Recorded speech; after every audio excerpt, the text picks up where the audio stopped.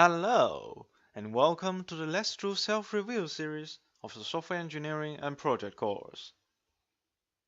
I'm Yang, the Product Manager of UG17.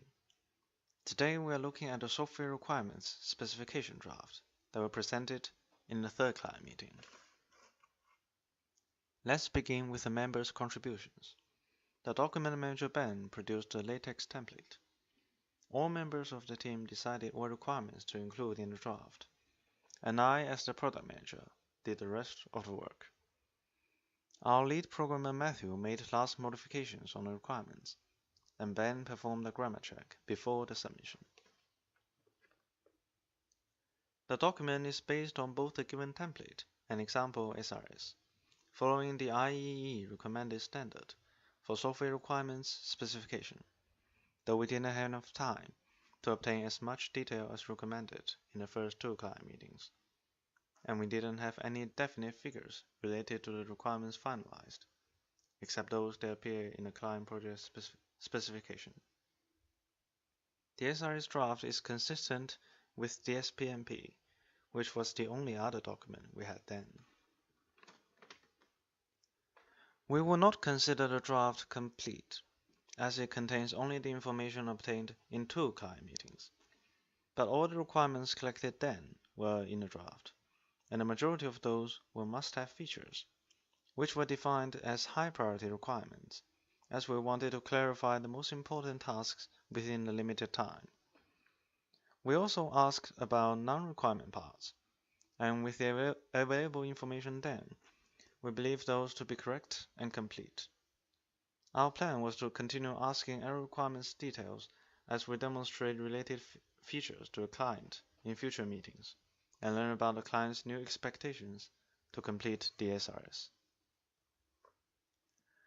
There are currently 18 high-priority requirements and 9 medium or low-priority requirements, all listed out with description, rationale, source of information, implementation status, and priority level.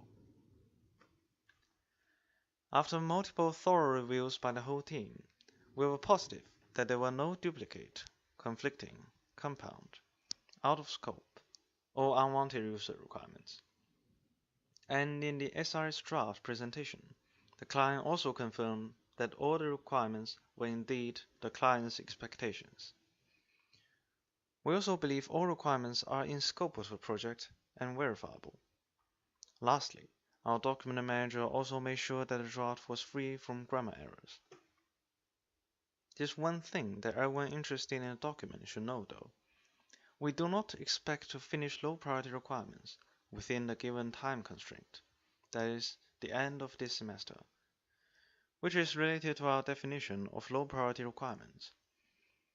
They are the ones that are good to have, but aren't necessary for the project to be considered successful.